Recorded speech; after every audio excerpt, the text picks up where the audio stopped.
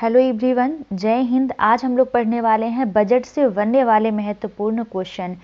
तो चलिए शुरू करते हैं। पहले थोड़ी हम ब्रीफ आइडिया ले लेते हैं। तो जैसे हमने क्वेश्चन कवर किया है कि अंतरिम बजट 2024 किसके द्वारा पेश किया है, फिर बजट में क्या क्या घोषणाएं रही हैं उनके बारे में हमने डिस्कस किया है। उसके बाद फिर हमने यहाँ क्वेश्चन भी देखा है कि भारत में बजट प्रणाली की शुरुआत किस वायसराय के कार्यकाल में हुई है, भारत का पहला बजट कब पेश किया गया, स्वतंत्र भारत का पहला बजट कब पेश किया गया, रेल बजट को कब अलग किया गया, रेल बजट को कब आम बजट में शामिल किया गया, पहला संयुक्त तो बजट संसद में कब पेश किया गया। तो हम बहुत सारे क्वेश्चन डिस्कस किए हैं जो एग्जाम की दृष्टि से आपके लिए इम्पोर्टेंट है। हमने सारे क्वेश्चन कवर किए हैं और यकीन मानिए आप इस वीडियो को पूरा देख लेते हैं तो आपको कहीं से भी कोई वीडियो देखने की ज़रूरत नहीं होगी। तो चलिए शुरू करते हैं। पहला क्वेश्चन है, अंतरिम बजट 2024 किसके द्वारा पेश किया गया है। तो इसका राइट आंसर है निर्मला सीतारमण जी, जो हमारी वित्त मंत्री हैं। वित्त मंत्री कौन है वर्तमान में? तो निर्मला सीतारमण जी हैं, उनके द्वारा पेश किया गया है।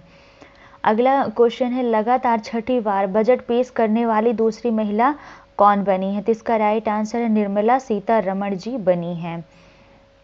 नरेंद्र मोदी जी प्रधानमंत्री हैं हमारे देश के, अमित शाह जी गृह मंत्री हैं हमारे देश के, और राजनाथ सिंह रक्षा मंत्री हैं हमारे देश के। थोड़ी इसको भी देखते चलते हैं। आइए देख लेते हैं कि बजट में क्या क्या घोषणा हुई है। उससे पहले हम देख लेते हैं कि हमने पढ़ा है कि अंतरिम बजट पेश किया गया है। कौन सा बजट पेश किया गया है? तो अंतरिम बजट पेश किया गया है। तो ये अंतरिम बजट क्या होता है? तो अंतरिम बजट चुनावी वर्ष के दौरान मौजूदा सरकार पूर्ण बजट पेश करने में असमर्थ रहती है, यानी वो पूर्ण बजट नहीं पेश कर सकती क्योंकि चुनाव होने रहते हैं। इसके बजाय वित्त मंत्री एक अंतरिम बजट पेश करते हैं जो थोड़े समय के लिए सरकार के खर्चों और राजस्व को कवर करता है। ठीक है, यानी कभी कोई पूछ दे कि अंतरिम बजट क्या होता है, तो अंतरिम बजट होता है थोड़े समय के लिए सरकार के खर्चों और राजस्व को कवर करता है, वो अंतरिम बजट कहलाता है। और ऐसा तब किया जाता है जब तक नई सरकार निर्वाचित होकर सत्ता ग्रहण नहीं कर लेती। अंतरिम बजट उसी समय पेश किया जाता है जब केंद्रीय बजट एक नियमित वित्तीय वर्ष में होता है, तब पेश किया जाता है। देख लेते हैं राजस्व घाटा क्या होता है। तो जब किसी सरकार का राजस्व व्यय उसकी राजस्व प्राप्तियों से अधिक हो जाता है तो इसके परिणाम स्वरूप राजस्व घाटा होता है ना। यानी व्यय से ज़्यादा व्यय से ज़्यादा प्राप्त हो। यहाँ पे क्या कह रहा है कि जब किसी सरकार का राजस्व व्यय उसकी राजस्व प्राप्तियों से अधिक हो जाता है, यानी प्राप्तियों से ज़्यादा तो हमारा खर्चा, यानी हमको आ तो कम रहा है और जा हमारे से ज़्यादा रहा है, तो क्या हो जाता है, घाटा लग जाता है। जैसे हम लोग कोई काम करते हैं तो उसमें हम लागत तो ज़्यादा लगाते हैं लेकिन आता कम है, तो फिर उसमें क्या होता है, घाटा हो जाता है। सेम वैसे ही राजस्व घाटा भी होता है कि जब राजस्व व्यय उसकी राजस्व प्राप्तियों से अधिक हो जाता है, यानी राजस्व प्राप्त होने से ज़्यादा तो राजस्व व्यय हो रहा है यानी खर्च हो रहा है, तो उसके परिणाम स्वरूप राजस्व घाटा होता है।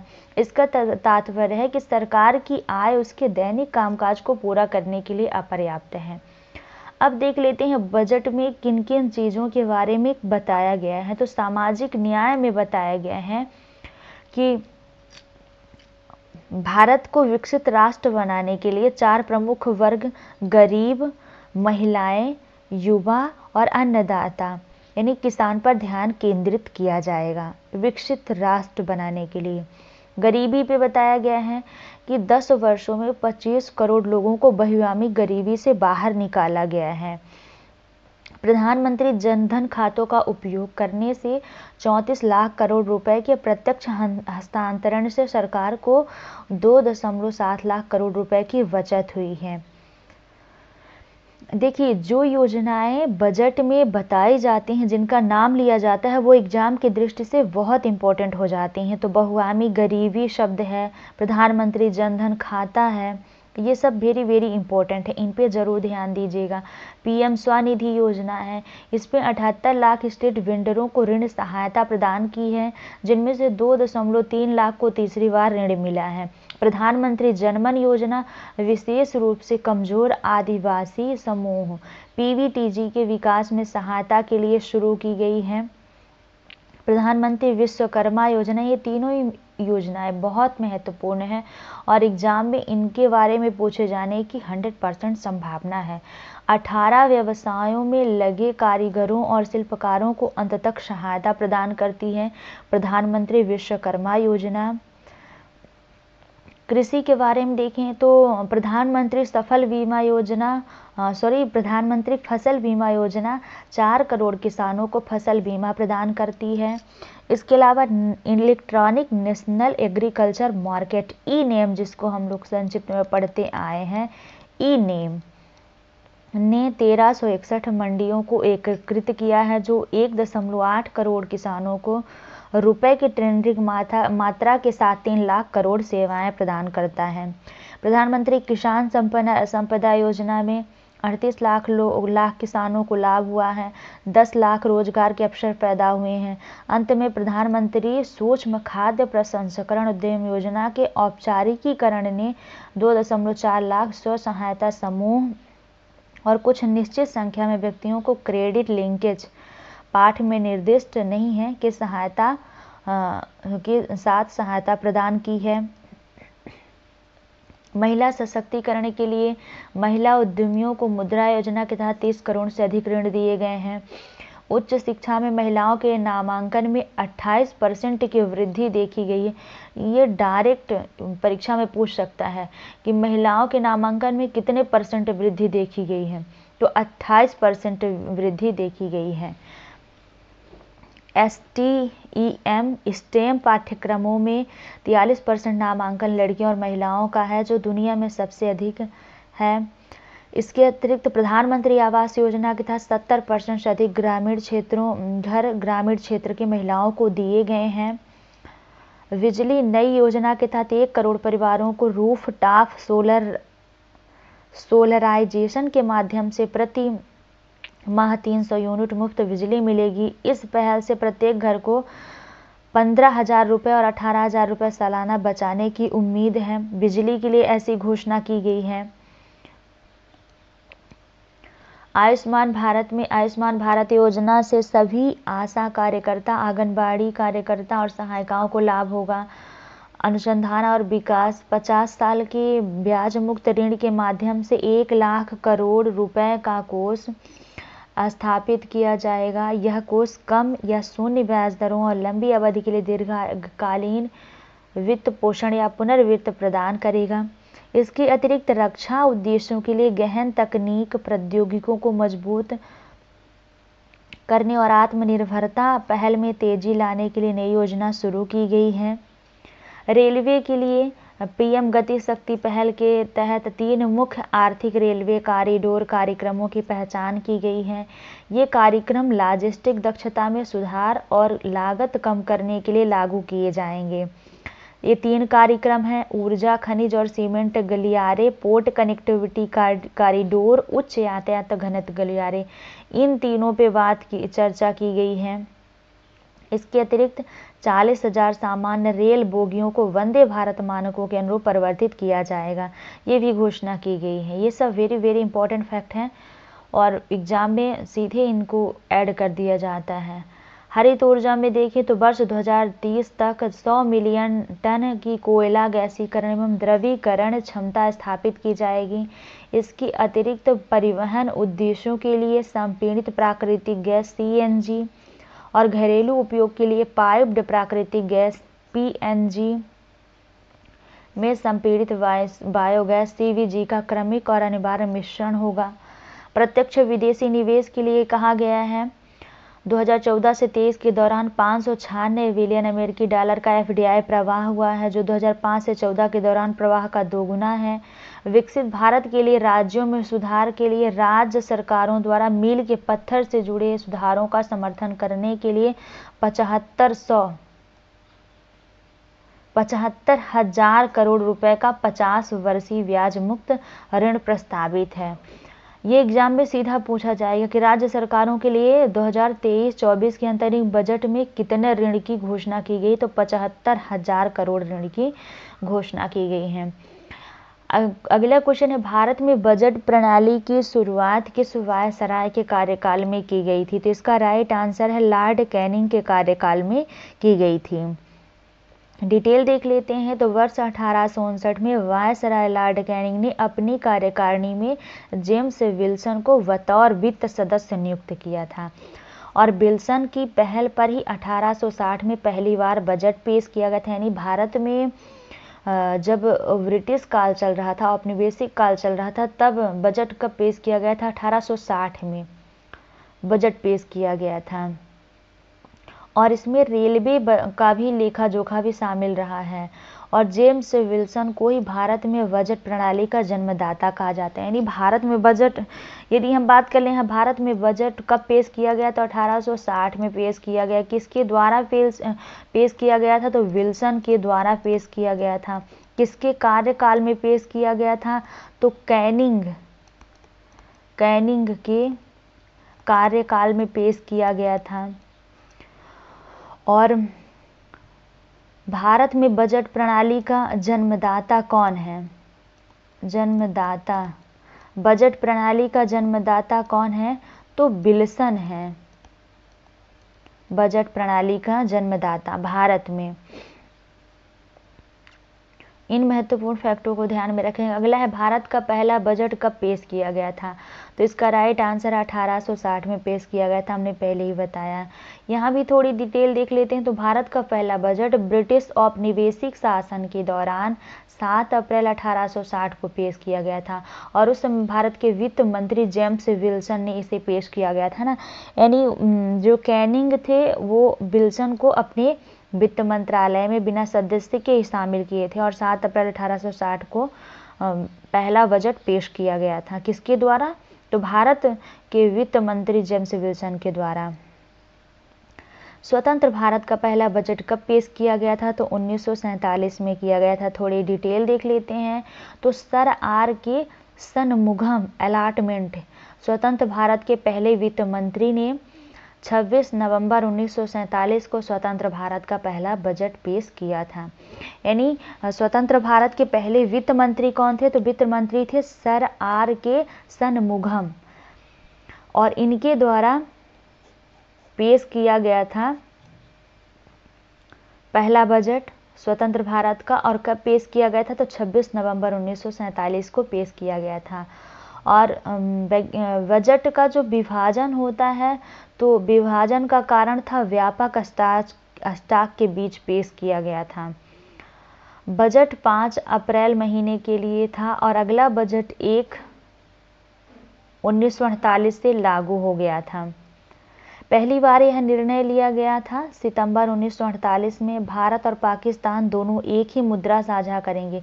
उस समय जस्ट भारत का विभाजन हुआ था, तो 1948 में भारत और पाकिस्तान दोनों एक ही मुद्रा में अपना अपना बजट साझा करेंगे, ऐसा निर्णय लिया गया था। सर चेट्टी के भारत के वित्त मंत्री पद से हटने के बाद जॉन मथाई ने 1949-50 और 1950-51 में केंद्रीय बजट के लिए कार्यभार संभाला। 1949-50 के बजट में सभी रियासतों को शामिल करते हुए संयुक्त भारत के लिए बजट तैयार करने का पहला उदाहरण था। ये इतना इम्पोर्टेंट नहीं है और इधर ज़्यादा पढ़ने की ज़रूरत नहीं है, यहाँ का इतना तो वेरी इम्पोर्टेंट है।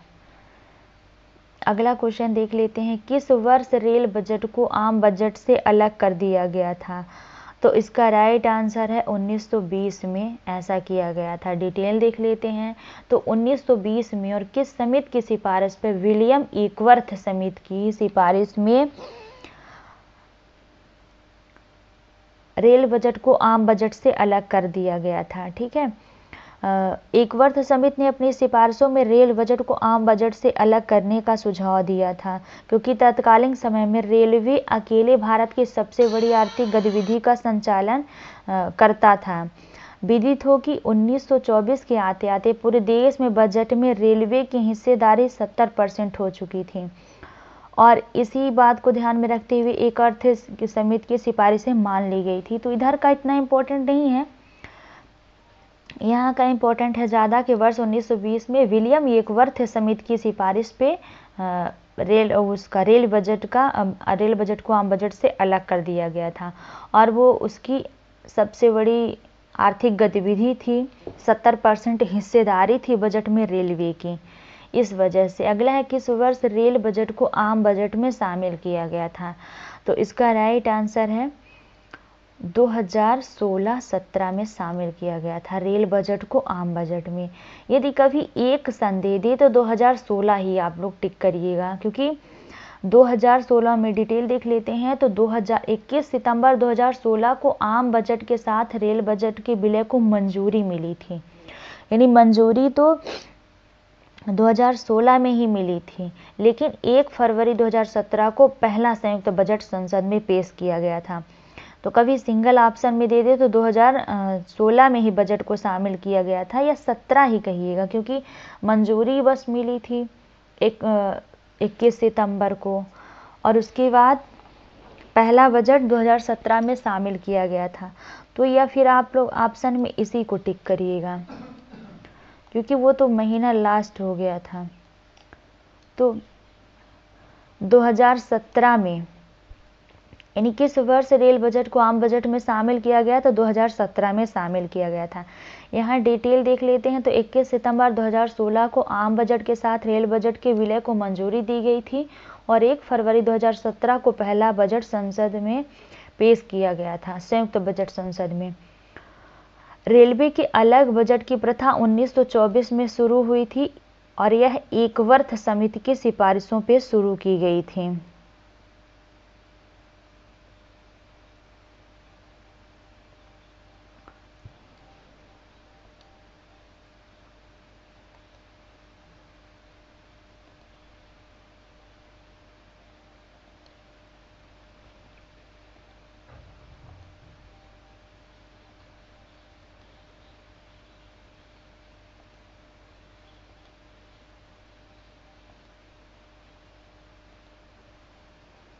तो किस वर्ष रेल बजट को आम बजट से अलग कर दिया गया था? तो 1924 में किया गया था। यहाँ भी थोड़ी सुधारिएगा, क्योंकि 1920 में समिति का गठन हुआ था और 1924 में इसको अलग किया गया था।